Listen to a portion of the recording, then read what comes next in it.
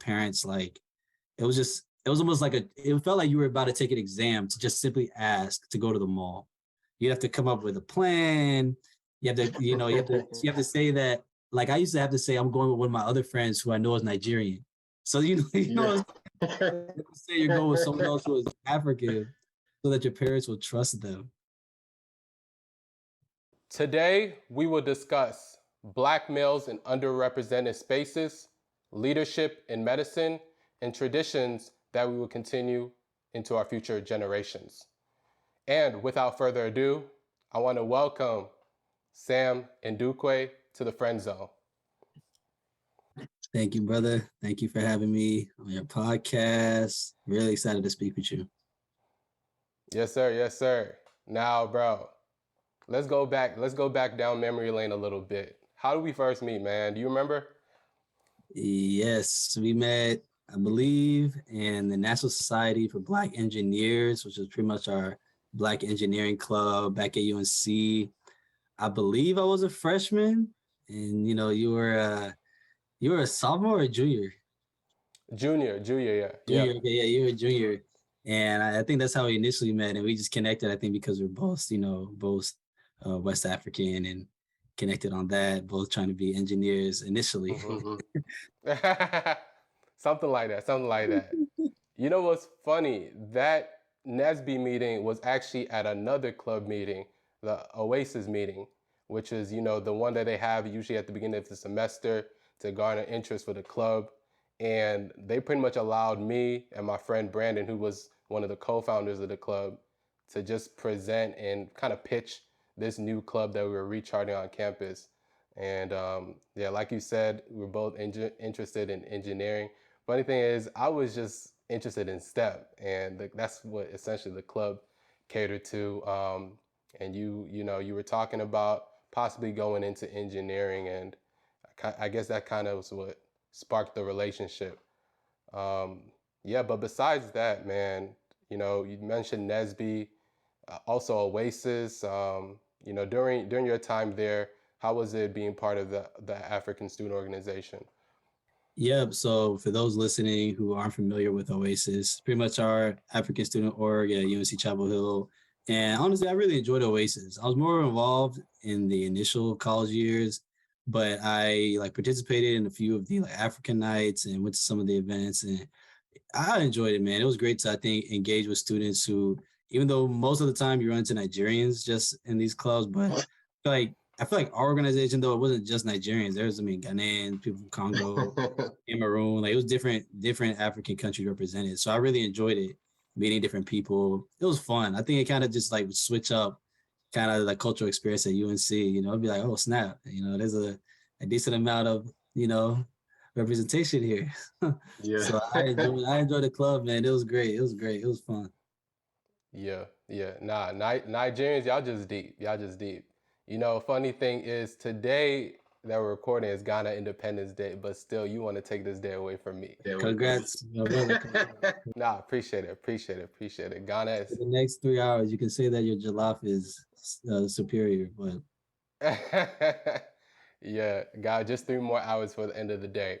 But yeah, Oasis, besides NSBE, that was probably the other club I was most involved in.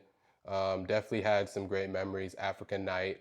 And yeah, being part of the flag show, for example, that was something I really enjoyed. Like I said, Nigerians were deep, so it's probably about 50 of y'all on the stage at one time for the flag show. But that was a good show. That was a good show. That was fun. Yeah. Sure. And I forgot that y'all rechartered NSBE. Actually, that slipped my mind. I remember that was the year y'all rechartering it, so that was really cool too. Yeah, bro. Yeah. Besides that, I'm pretty sure you got involved in other clubs on campus, man, or just got involved in other ways too, bro. What would you say your time was Chapel Hill in terms of extracurriculars? Oof, man. I would say initially, outside of NSBE, outside of Oasis, I was involved in my campus ministry, Every Nation. Loved being in Every Nation, was part of that for all 4 years, but especially, again, sophomore, junior year, I was probably most involved. I was part of Communiversity, which pretty much was this like mentoring organization for students in the Orange County area. Specifically, I did like K-3, and that was fun because I just think, mentoring kids, even though like, yeah, it's a form of service for them, I feel like it's also a form of service for me.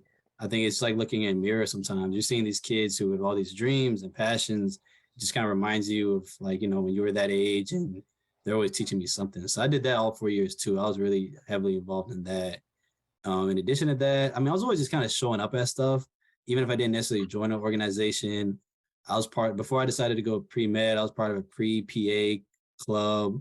I was part of, we played intramural basketball for like 2 seasons, couldn't give up those hoop dreams. Still haven't given them up, we'll see how it goes. What else we did? I mean, we did a bunch of, I always show up at stuff, man, especially if they had free food. I probably joined somebody's club at one point if they had free food, at least for a day. So, trying to think. Those are probably the main organizations. And BSM, our Black Student Movement, like our Black Student Org. True. I was part of like their kind of ambassador kind of class ambassadors each year for our class of 2021. So those are my main involvements.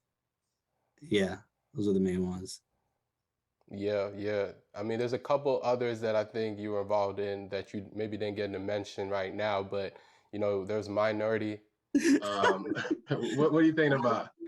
No, I was gonna say I forgot. I was like, how did I not mention that? That's probably one of my biggest. Yeah, that's one of my biggest involvements. Yeah, I mean, Minority Men in Medicine. I mean, we also had trying to think the exact name of the one where we had the barbershop talks. Barbershop Men of Color. Men of Color. Yup. So clubs like that. Get some free food too while you at it. Yeah, that was vital. Freshman year needed that. Oh yeah. Save $25-$30. Yeah, that'd be nice. Every dollar counted, man. Every dollar counted. Every dollar counted. Yeah, that was awesome too, man. Yeah. Sometimes I wondered how like students were going out every weekend because I was like always looking at my bank account. I'm like, as long as I got $100 in there, I'm good. I'm decent. At least $100. I used to get like freshman year, first semester, I had a research job, but I only worked a few hours in between class. Every 2 weeks, I probably made about $80, $90. And that was enough back then. I could go 2 weeks on $80. Nowadays, oh, no way. I'd be begging for change. But that's back when, you get a party ticket for $5 and then you split an Uber with your friends. So that was it. That's all you did. Yeah. Hey, you definitely made a dollar stretch when you were in college. You definitely knew how to be resourceful. And I mean, one of the things that we identify as is being first-gen Americans, being African, and I mean, there's some frugalness that comes with the culture too. So I think that definitely helps with that. Yeah, exactly. Yeah, you probably spend $5-$10 max on recreation. After that, you're not interested. Don't need it. For sure, man. But like we just mentioned, there were several clubs that we got invested into, and I'm pretty sure you had a role to play in some leadership roles, man. When you think back on your time at Chapel Hill, or even now, like how do you feel like you've cultivated being a leader, and what does being a leader mean to you, bro? That's a good question. I feel like being a leader to me means a number of things. I definitely think it's just more than a title. I feel like being a leader is somebody who can be compassionate. I think you have to be a servant first, because I don't think you can lead people somewhere that you can't lead. I don't think you can lead people maybe in a direction that you have no knowledge of, or you can't necessarily lead in a position that you've never served under. I feel like it's very difficult to do that. I just feel like there should be some type of foundation you lay before you start trying to lead others. I think it just takes a sense of like empathy as well, to be able to understand other people. And I feel like a leader is not always necessarily like appointed by self or appointed by someone else, but I find that a leader is often, just like chosen out of like spontaneity. Like I think a leader is often chosen out of need, or just out of a circumstance may come up where a leader is needed and it'll just become more obvious, like who is a person who is working, who is serving, who is knowledgeable. Oftentimes, people will find themselves following someone on their own. You may not always need to necessarily vote on a leader, but obviously that is how we often choose one. So I think it's just a number of things, but I think it just encompasses compassion, empathy, service, knowledge, humility. I think a leader is definitely going to be somebody who's going to do a lot of the work you just won't see. I think those are the people we tend to want to follow or serve, because you don't necessarily need to be given a title to be a leader. If that makes sense, kind of rambling here. That's kind of what I see as a leader. And I think I've been able to embody that at times, not all the time, but I find that I think a lot of the organizations or opportunities I've been given or been maybe leading in, I think it's been a result of that, but not a byproduct of me like being put in that position. So I don't think became a leader and then started to portray those qualities. I think because of those qualities, I was recognized as a leader, position or not.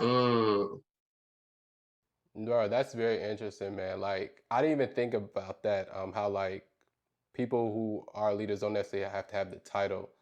And I'm just thinking back to your time at Chapel Hill. Were there like times, bro, where you were in a club and you weren't necessarily like part of the executive team, but you still felt like you were a leader in that club? Yeah, I definitely think so. I feel like it may not even necessarily been a club. Like I remember my junior year, I think this was pre-COVID. And I remember, I think I was fortunate enough to win like an MLK scholarship. I was like a finalist. I didn't actually win the final award, but I was a finalist for it. But they still gave us some reward money. And with that money, I reached out to some guys who I thought there was an opportunity for us to serve. We volunteered in the morning, and then evening, I took them to Frankie's and kind of split the money between like 10 of us. And that was just an opportunity for, I think I wanted to demonstrate to some of the younger guys who were with me and some of the older guys who were with me as a reminder that like, just because one person wins doesn't mean we can't share. It's more like this is a tribute to, what we can do kind of together. So there's an opportunity for us to serve and then have some fun. And I feel like that was an example of leadership that didn't necessarily, no one appointed me no one gave me like a title being a leader. No one paid me to do it. I took scholarship money from my own pocket and used it to, engage in fellowship with the guys around me, or just, trying to reach out and mentor guys. Even really what you're doing here, I think is another form of leadership, reaching out to guys are trying to do what you're doing or interested in, being in a position like you're at one day and trying to support them and be there for them. I feel like that demonstrates, that empathy, that compassion, that knowledge. And I think those are the qualities that people will see you as a leader, even if you never asked for it, So I think those are some examples of how I've been, and also like seeing you do this with other people of what a leader, is really capable of doing. And I find that that's when you then are probably appointed one officially. But I don't feel like, even though maybe other people sometimes think this, I don't think a true leader needs the title first. Because it doesn't really make sense for you to be given a title for something you haven't really demonstrated yet. So it has to be earned, man. It has to be earned. I think it does. I think you can be given a title, but like you're not going to marry a woman just cause, and then and then just tell her show me the qualities of a wife. You would see those qualities and propose in maybe modern Western marriage culture, unless it's arranged or something. But ideally, you would see qualities that attract you to somebody. Then you assign titles, like, because you're a good person, I want you to be my friend.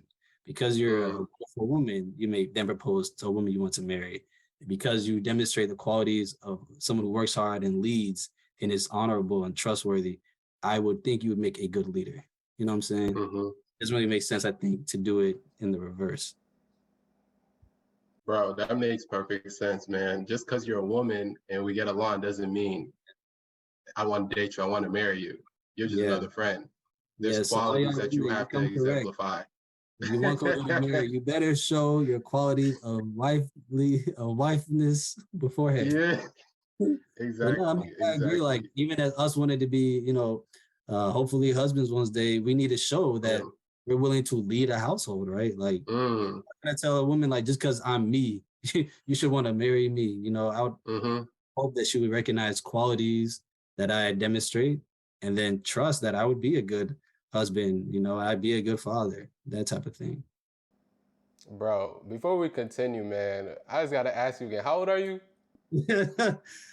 23 going on 60, man. That's what it feels like sometimes. Man, you just dropping that wisdom, bro. You just dropping that knowledge, man. That's in the offering plate around. Hey, I'm gonna let you cook.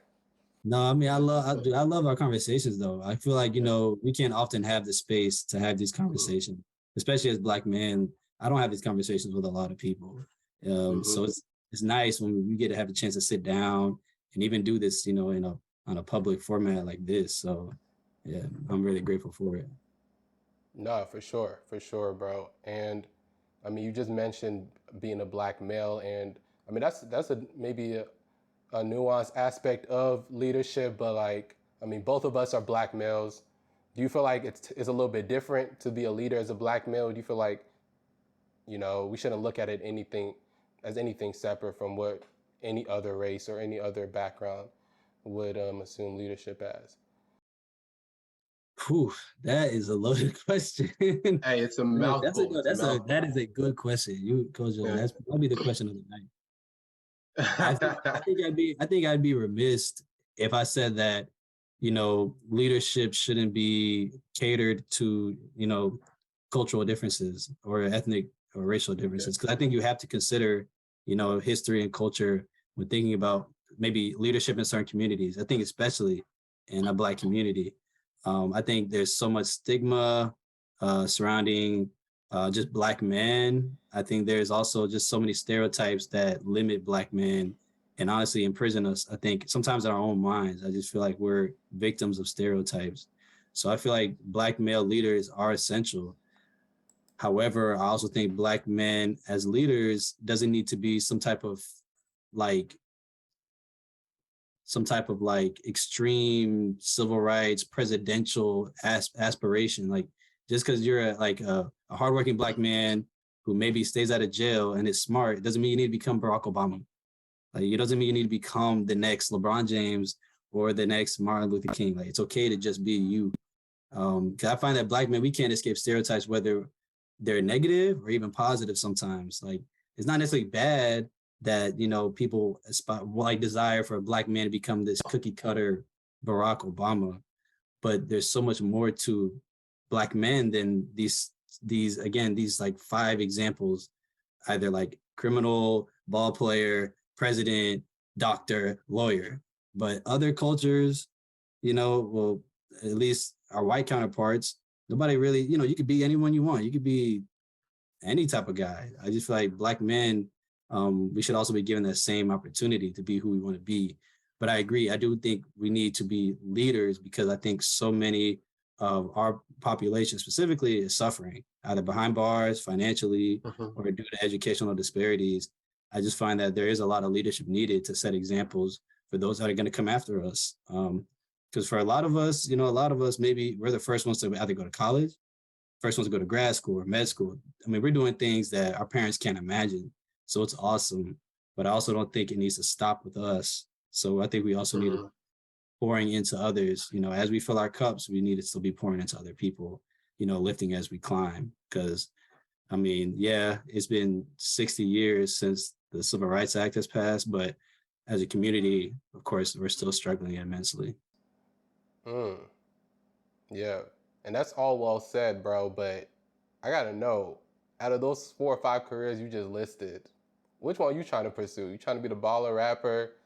All right. Trying to do, man. Yeah, here I am talking about those careers like I didn't pick one. Yeah, right now, some of my beats came from the studio, trying to rap, trying to make music, see how it goes. I just feel like a lot of people in my city just aren't listening to good music, real music. So here I am trying to, change the culture, bring us back to real music. So that's what I'm trying to do. It's coming soon. This is my first promo, not the last. Yeah. Outside of that, though, on the side, when I have free time, I'm applying for med school on the side. When I got. How you doing both? Most of the day is studio time. People don't understand, doing 5 beats a day for 3 summers, just working. And then, in the evenings when I got like an hour or two, I'll just, study, apply for med school a little bit here and there. So we'll see in the fall where I'm gonna be at, which med school. But really, it's rapping, then medical school. So yeah. Okay. And if y'all haven't caught on, he's joking. Nah, But, he's not. Y'all, I'm serious. Medicine, rap up here though. So yeah, medicine. I mean, me and Kojo, you know, we both drink the Kool-Aid, so we're both trying to go to medical school, become one of the 2% of Black male physicians. Hopefully by then, can increase to, you know, something more representative. So we're doing the thing. Yeah, I mean, one of the schools that I got an interview for, I think the percentages of Blacks alone, not just Black males, is less than 2%. So, I mean, just thinking about that, I sometimes wonder, how large is the class size? Class size is a good question. I don't remember the exact number, but it's definitely a couple hundred. Wait, it's more than like 200? I think it's at least a couple hundred. I could be wrong, but I'm pretty sure it's at least a couple 2% hundred. are African American. Oh, wow. Yeah, bro. That's why we need representation. Yeah, no, for sure. And just putting that into perspective, it's like, what do we do? What do we do in these spaces, bro? Like, for you, where do you see yourself once you enter med school? Like, how you gonna continue your leadership? That's a good question. I'm still kind of stuck on 2% of almost 200 students. I mean, geez, bro, that is crazy. That is insane. Oh my goodness. That means there's only like, I'm about to mess up this math. Okay, there's like 4 Black people out of 200. Crazy. Man, that'd be a real small Black student org if they started one. I mean, jeez, that's crazy. But I mean, I think that's extremely relevant. I think about that every couple of days. Like, what will it be like? You know, whatever med school I go to, unless it's an HBCU, because I did get accepted to one HBCU med school that I'm gonna check out. But depending on what school I go to, you know, if it's not a predominantly Black school or predominantly like diverse school with a lot of different cultural representation, which most of them are not, then it's like, what would that be like? Will it be like undergrad again? Because undergrad, you know, I felt like I found my way. I did feel like USC is a school I enjoyed, and I felt like I connected with people. But also as undergrad, you're more encouraged to be social. Med school, you're really focused first on training first, not really being not your social life as much. I do plan to, you know, develop community. You need that no matter what you do to connect with people, to have friends, to grow. But sometimes I do worry about what will it be like kind of on an individual, because, you know, you're an adult now. You're not 18, just going there to go to parties. You're an adult trying to train, trying to learn, you know, how to become an effective clinician. But I think essentially what I hope to do is connect with faculty that I could get to learn and trust, faculty that looks like me, hopefully, or knows people that look like me, connect with physicians I know of, connect with classmates, you know, like you, Kojo, you know, connect with friends at schools, trying to do what I'm trying to do. And hopefully, I think something I really just want to do is also connect with people in the community. I really hope to be part of orgs that, you know, like minority men, like I want to do something similar where minority men, we're putting on our white coats and we're going to high schools, we're going to middle schools, we're walking around and people are looking at Black men with white coats saying, I want to be like that, you know, like, how'd you do it? So that's something I really hope to see. And if I don't see it, I want to be it at whatever med school I go to, because that's the same way I got started, seeing Black men around DC who had on white coats. And I said, whoa, I didn't know Black men really could become doctors, like really become surgeons. And when I saw that, it turned a light on for me. So I want to do the same for somebody else. Yeah, bro, you just reminded me of the slogan from our time in Minority Men in Medicine. Claudius Polk always used to tell us, strive to be Black men in white coats. And I mean, that's something you often don't see growing up, especially as a Black child. I could probably count on my hand the number of Black doctors I've seen and known. And it's few and far in between. And, you know, we're trying to definitely change the metrics, change the statistics, and increase those percentages. I know earlier I just mentioned that the percentage at that school, it was about 2% Black. I just remembered now that it was recorded on one website that it was less than like 2%, but on their website it was 6%. So I don't know if it's like they're just trying to, increase the numbers so they look better. People can select, what they identify as. Like they can say that's true. Irish, Black, and Hispanic and white all in one, and I'm 2% Indian here and 3% Congolese, and so people could choose different things.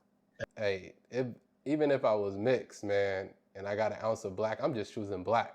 Yeah, just to increase the numbers. Just to increase it. Yeah, it's interesting, man. Yeah, I feel like maybe it's gonna really hit when we actually go to school, because I think it's one thing, like I went to predominantly white schools for like public school going up until college, but I went to like go into a really predominantly white institution for college because higher education is predominantly white. But then medical school, I mean, this is a whole new definition of predominantly white. This is medicine. It's medical school. So I'm sure for a lot of my classmates, I'm going to be that Black friend. Hey, Sam. Sam isn't like the other ones. You know what I'm saying? So it's something that like mentally, I know I need to get ready for, but at the same time, I do really appreciate schools that are actively trying to recruit more Black men or more minority men, more just minority, even women as well. They're trying to increase leadership.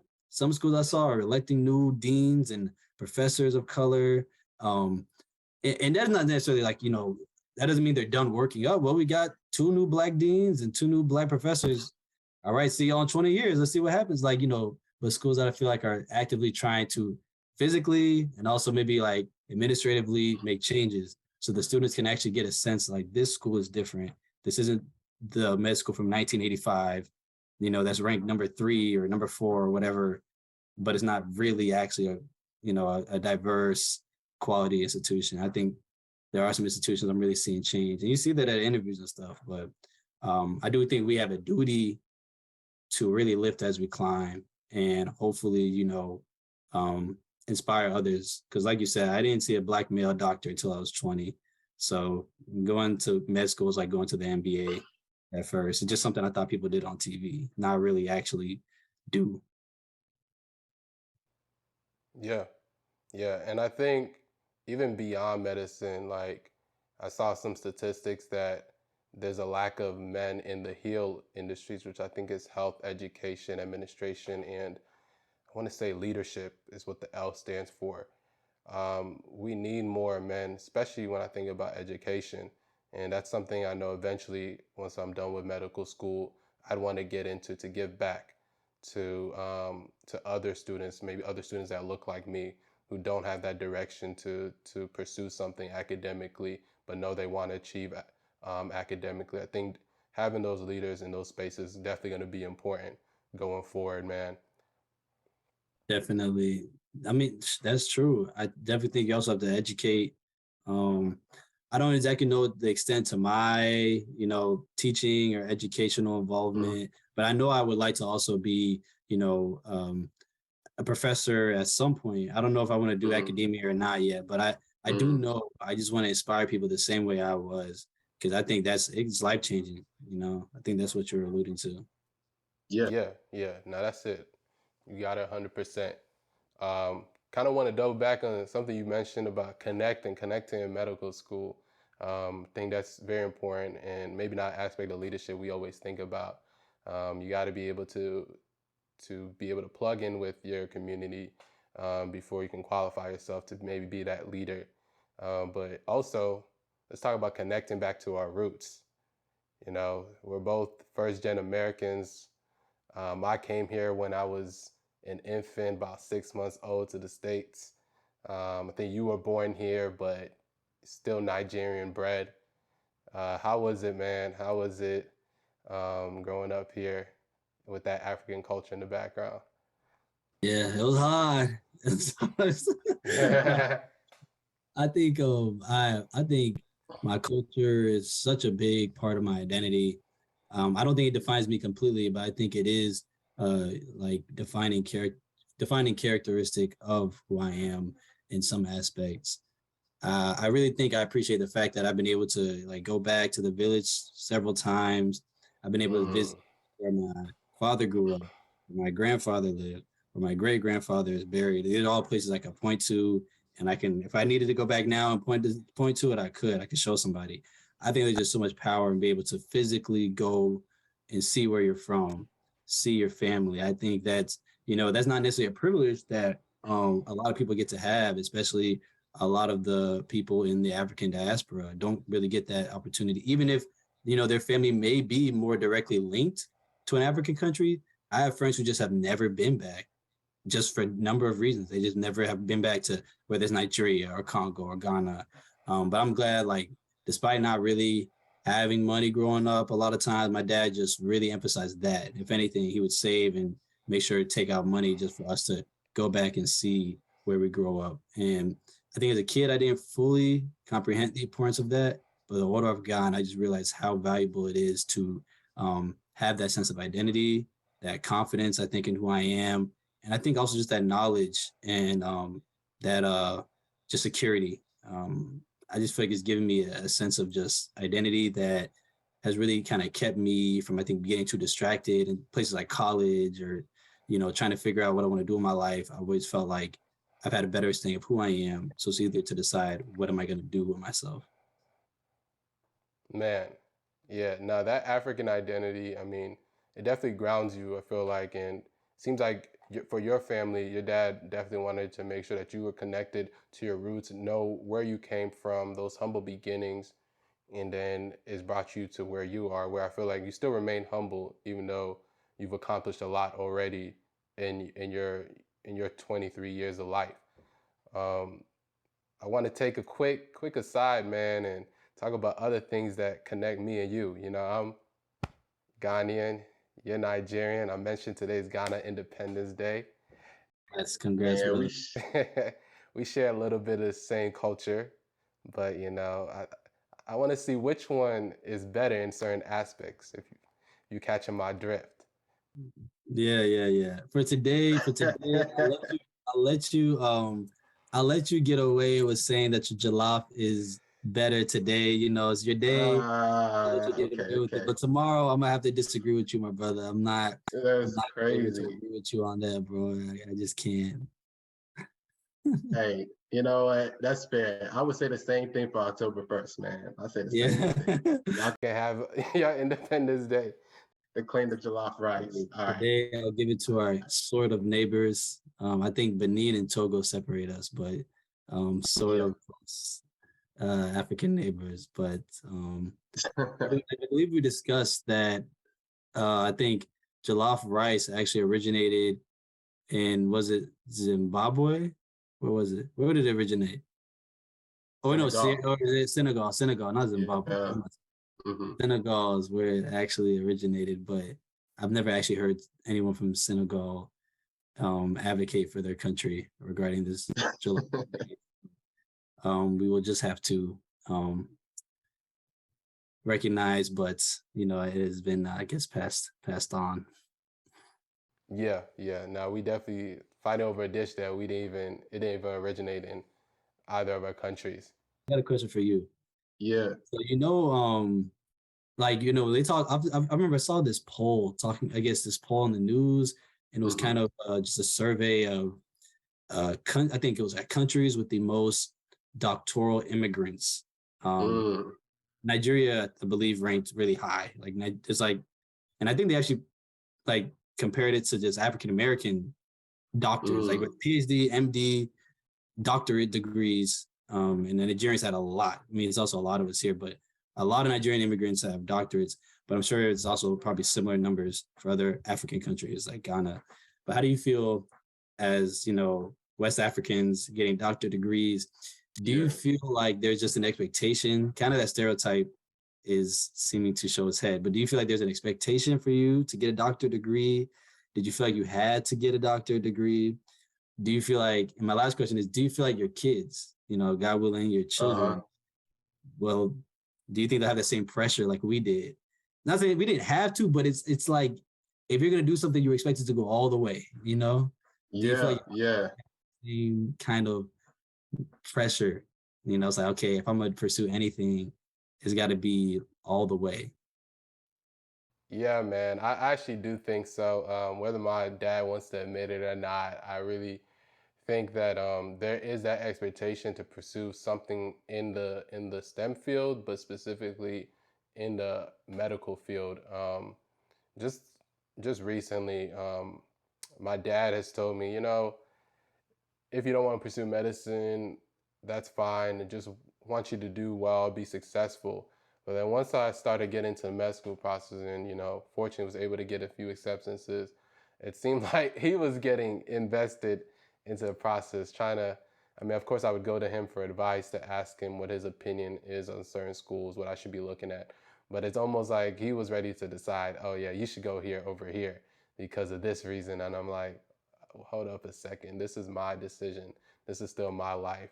And I mean, I appreciate the advice, he's given me, but it's still, I think in the back of his mind, he still wants me to make sure that I'm picking the best school for me to complete this career that he envisions me in. And even when I think about my siblings, like talking about when he talks about my brother, he has like sometimes he'll make statements like, oh, hopefully he'll pursue something at maybe like nursing or PA or something like that. Or my sister, like hopefully she eventually decides she wants to go into some healthcare field.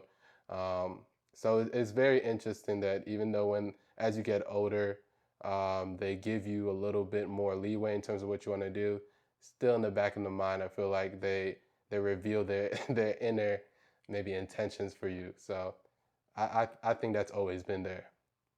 And do you think your kids will experience that type of influence? Man, hopefully I get to that point, bro.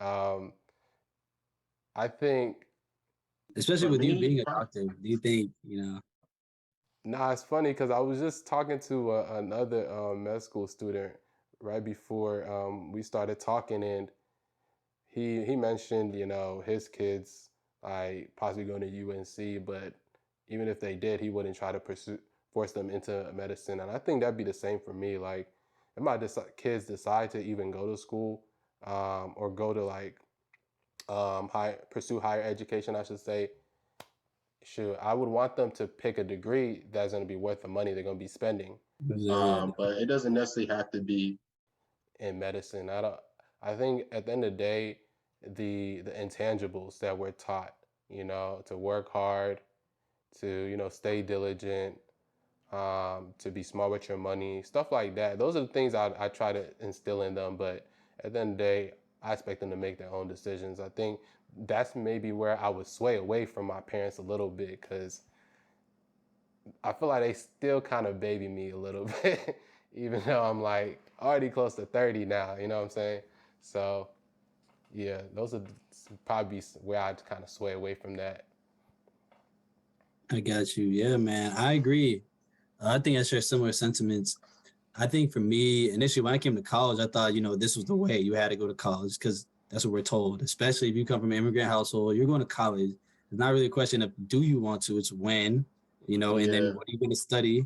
And when even when you ask that question, it's just like, so are you going to be a doctor, a lawyer, an engineer, are you going to get a PhD? Like that's not a lot of options, because our parents only, they just know only the most secure jobs, which, bless their hearts. That's just what they know. You know what I'm saying? Can't blame them. And even me, and honestly, I drank that Kool-Aid until I probably got halfway through college. Like, I'm not one of those people that think college is a scam. I think college is great if you have a plan and if you're wise about it financially. I think college can be great. For me, I think it was the right choice. But I also, thankfully got scholarships, but also like I figured I wanted to pursue an occupation, that required a college degree. And, I was okay with that. That's something now I'm very grateful for. But I've also realized, and like talking to some of my friends who didn't go to college, seeing people, man, I also think with my kids, like you don't have to go to college to be successful. I mean, look at people make millions of dollars off TikTok and Instagram. You're not in the era of needing a college degree to be successful. You don't need one. Our parents grew up in an era where you go to school, get a job, work 40 years, retire. Now we're in an era where I think we get more choice. Jobs can still be great, but I think it's all about, you have to find out what works for you. What do you feel like gives you purpose? And I think that's the way I look at jobs now. Like, what do you feel like fulfills you? security is important to you. Like not everybody needs to be an entrepreneur. Not everybody needs to start a YouTube channel. Not everybody needs to start a podcast. It's like I was like, I was kidding.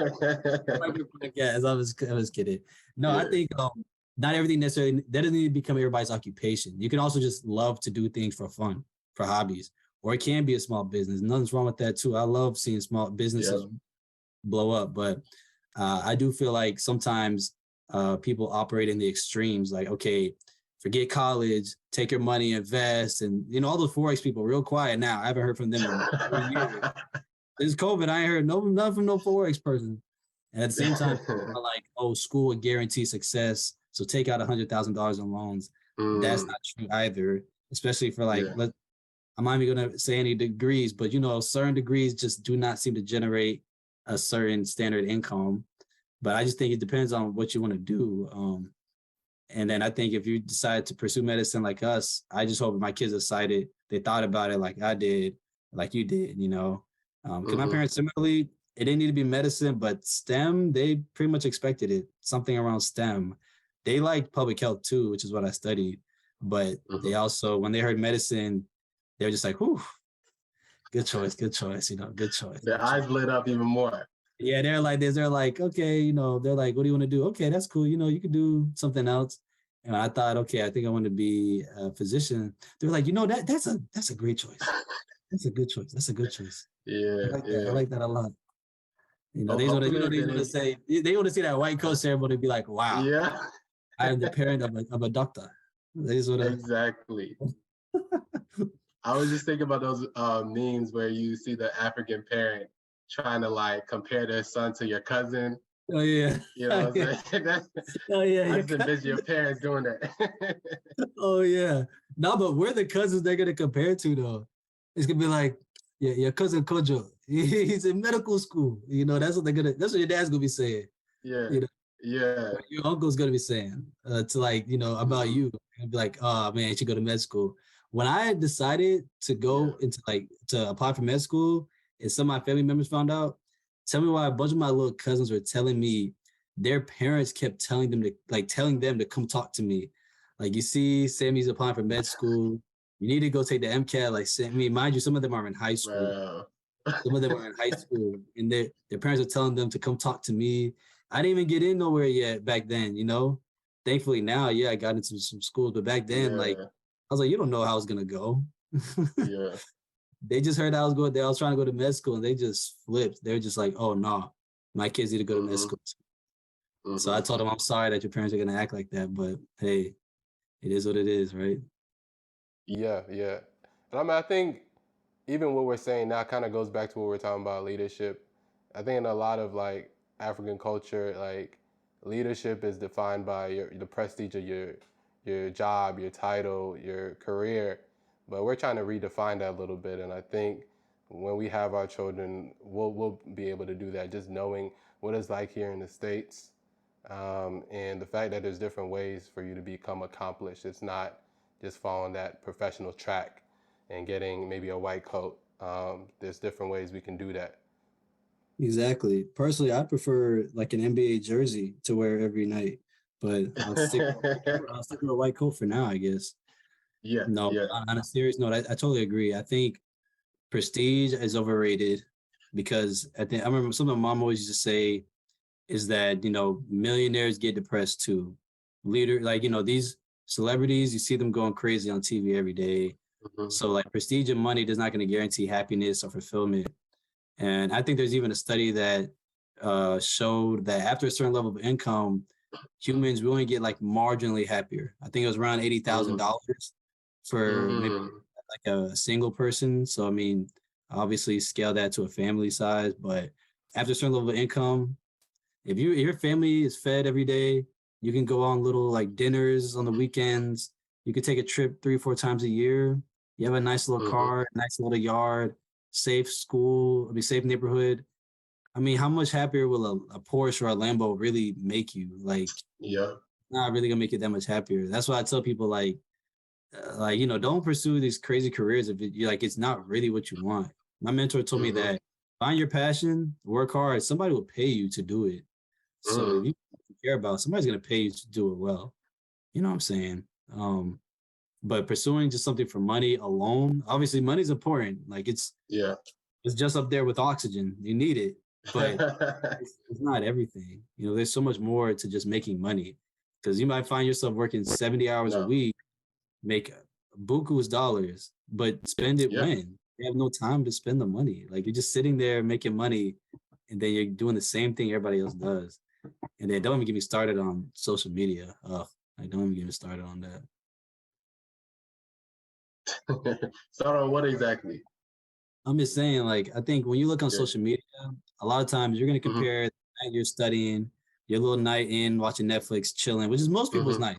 I bet you 80% of the people I know right now are probably watching TV, chilling, or studying, or eating like cookies by the TV. But if you go through Instagram, you're going to see that, you know, 1, 2, or 3 people who right now are in the Bahamas, they're in Italy on vacation, and you're just getting a snapshot of their life. But you know, there's always somebody doing that.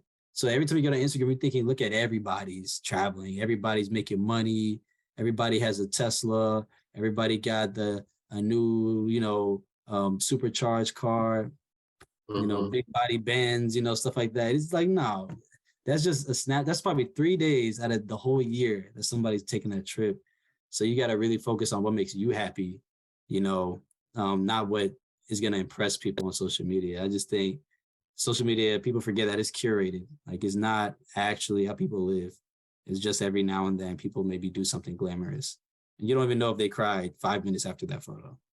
You know, they probably did. And, you know, I remember this one, during one of my interviews, I said, sorry to interrupt you.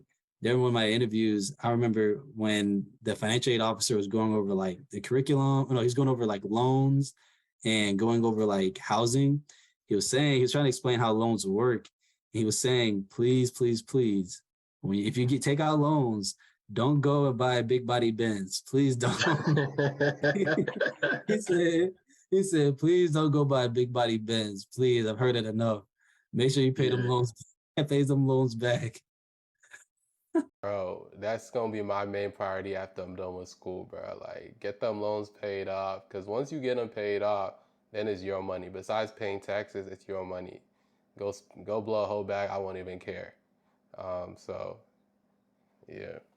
Yeah, I think it's a long road, man. But I just think, I believe overall, my philosophy is if you find something that fulfills you, work is work. I don't care what nobody says. People that say like, my job doesn't feel like a job to me. Cap. I don't care what you do. Everything feels like a job if you're gonna get paid to do it. There's somebody who's demanding that you do it. If you're CEO, you have a board of trustees and shareholders and stakeholders that need you to perform. If you're an employee, you gotta work for your boss. If you're a parent, you're gonna work for your kids. No matter what you do, you're working for somebody. But I feel like if you feel conviction in your work and feel purpose, I find that you're going to find it worth it. You know, you're not going to find yourself just wondering every day, why am I here? You know, because I think that's ultimately why I believe medicine is worth it. Because I believe, in my opinion, you really get to make an impact unlike many other careers. And I think if it works for you, man, then you go after it. The money will come. The money will come. Yeah, bro. And just on that note, man, looking forward into the future, you know, some of those traditions that you didn't get to experience as a kid that maybe your American friends got to experience, are those some of the things that you'll also bring into your household as a parent, such as like not allow your kids to sleep over, not allow your kids to shake you know, their relatives' hands with their left hand, stuff like that, man. Are those some of the traditions you think you'd carry over? I thought about this as a kid. I thought, you know, when I get older, I'm gonna treat my kids with I'm gonna give them so much freedom that I didn't get. Because if people who don't know, immigrant parents tend to be strict, especially, you know, I can't speak for all countries, but all my friends from West African countries, our parents are strict. We did not. I didn't go to a single party until. Wait, hold sorry. on. Hold up a second. My alarm is going off. I gotta stop this real quick. All right, so back on. I was saying that I know that. Well, actually, yeah, repeat the question. I think I actually forgot. Oh, what traditions will I continue? What traditions will I maybe pass on, or will I not pass on to my children?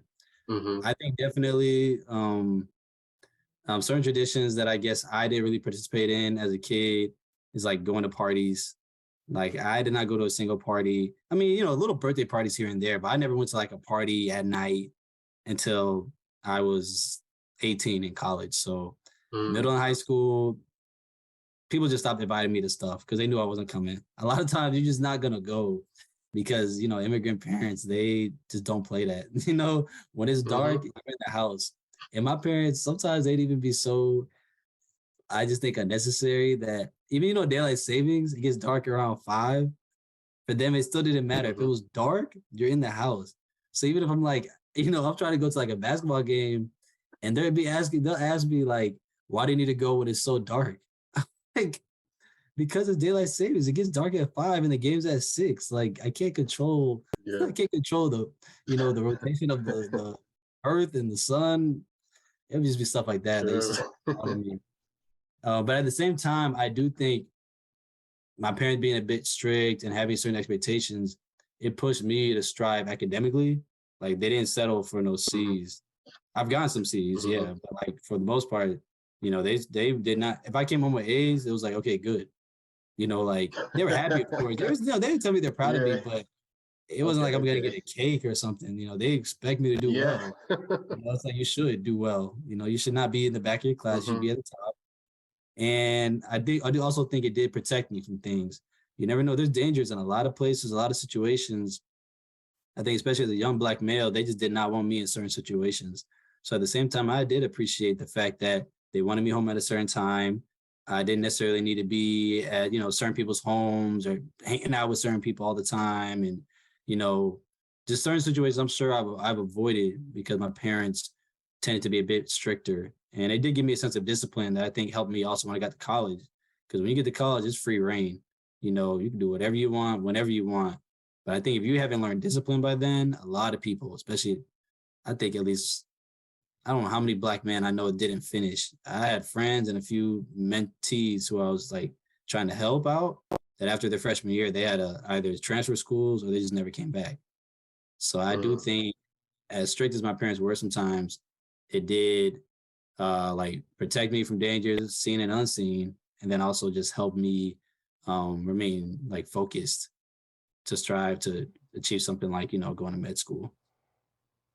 So yeah, those are, I guess, some of those values that you still instill in your kid. You're not gonna accept nothing lower than an A, I'm assuming then. Oh no, I mean I'll be the same with that though. Like my kids need to get A's. Okay. That's something I was very happy my parents instilled in me. I said the same thing, but I'm not gonna be probably as strict. Like I'll understand a B or a C is not the end for you, especially when you're young. You can bounce back, but I don't want to see a trend of bad grades. I want my kids to have a bit more freedom. Like I just think sometimes immigrant parents, I can only speak for my Nigerian parents, but I think they saw danger everywhere. But I also think, man, you could go to games, hang out with friends, go to the mall and stuff. That it's okay, man. Like, yeah, I'm gonna let my kids, I think, do some of the things that I think my parents like. It was almost like it felt like you were about to take an exam to just simply ask to go to the mall. You have to come up with a plan. You have to, you have to say that. Like I used to have to say, I'm going with one of my other friends who I know is Nigerian. So say you're going with someone else who is African, so that your parents will trust them. Bro. I can't say I'm going with some of my friends from school. I was like, no, I don't. No, I think it's frozen. I'm just scared it's gonna freeze again. But I was gonna say that, if you ever wanted to do anything, like if I would try to maybe, spend the night at a friend's house, go, to the mall or a game, especially if it was at night, I'd have to say that I'm going with a friend or like even a family member that my parents trust. And if it's a friend, it's gotta be somebody that they know and their family has to be African. That was the only way I was gonna be able to get away with it. You know what I'm saying? If I just said I'm going with some friends from school, it was gonna be a no. My parents just have a bad feeling. They just have a bad feeling about it. They'd be like, "You're not going anywhere." Yeah. Yes, Yeah, I mean, I guess you had no choice but to get A's. I mean, you weren't gonna do anything else. So Mm-hmm. That's a good point. I mean, that little point about how your family is always kind of paranoid whenever you go out. I mean, it kind of relates to what we were talking about when we were studying for the MCAT. Whenever you go on the MCAT Reddit, one person will bring like the most absurd case, talking about, oh, I got a 492 on a practice exam. My exam is tomorrow. The world is over. Like, what do you want us to do? the funniest would be like, okay, the funniest would be like, oh, 499 on my MCAT. Do I have a chance of getting a 516 on the real thing? Like, what? You think you're gonna jump 17 points tomorrow? yeah, Whoa, bro. yeah, Like, I don't think it works like that. yeah. Or people do But things like, if you know what I'm saying, let's say this, a 520 with a 3.9 GPA, do I have a chance? This, somebody's trolling like, nah, you have no chance. Don't even apply. Your stats are terrible. Don't even apply. And it's like those one case examples, they get stretched out into reality. And I mean, those WhatsApp groups that a lot of our African parents are in, they'll get a one news story and they'll stretch it out and make it into reality for everyone. So that's I guess one way I can relate how our parents feel with our own experience with studying for the MCAT. You know, the worst thing to do is when you're about to tell your parents you're gonna go out and you go downstairs and catch them watching the news. Oh my! Yeah. See in the news is like, 2 men were shot in downtown. There's there's COVID is rampant now, and then there's like, it's so dangerous outside these days because the news, they like are trying to evoke this sense of fear and terror so that you continue to watch. But your parents watch that. You're trying to tell them, okay, I'm about to head out. They're like, no, it's too dangerous out there. Don't go nowhere. That's why I hate when they're watching the news and I'm about to go do something. Yeah, yeah. And I think probably one of the biggest skills I've learned from school is to be a skeptic, to scrutinize everything you hear, not just take it at face value. So I'll leave it on that note. Sam, man, it was a great having you on this pod. Is there anything you'd like to leave us with? I mean, I feel like we talked about most things. To all the listeners out here, please stay in tune with, Friend Zone. Stay up to date with what Kojo is doing. Congratulate my brother here for all the great work he's doing. Always got his hands on something. You still doing mint condition or mint kick? Yes, sir. Yes, sir. On the low, on the low. I'm gonna have to, slow down on it, especially with med school impending. But yeah, just making a little bit of money on the side with it. That's cool, man. Well, I hope to come back on here one day, bro. It's always good talking to you, man. Encouraging you, as you select your school, hopefully you'll tell the folks where you're going to go later in the spring. But yeah, no, just encouraging all y'all, stay safe out here. Shake with your right hand, not with your left. Do your thing. Have a growth mindset, be willing to adapt and grow. Life is short. Yes, it is. Yes, it is. And sooner than later, I'm assuming you're gonna also be making an announcement of where you're gonna be going. Should people be looking out for that? And where can they find that announcement?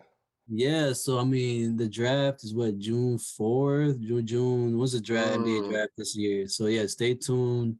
And I'm also gonna drop an EP right before the draft. So stay tuned for the EP. Stay tuned for where I get drafted to. And then if those don't work out, then yeah, I'll let you know where I'm gonna go to med school. Maybe the next time I hop on here, we could both kind of talk about where we're going, and see how. But yeah. So also, anyone listening, if you're listening and know me, feel free to reach out. Questions, advice with medicine, leadership, just life, or just want to chat, hit me up. Kojo, this has been great, brother. Love you, man. You have a good night. Love you too, bro. This is Kojo Minta. This is Sam Ndukwe. And this is the Friendzo. We're out. Hello there. Well, I'm glad you made it this far. If you could, please leave a like, comment what you thought about this video, and share. It goes a long way. And if you'd like to remain in the friend zone, check out these videos. Peace.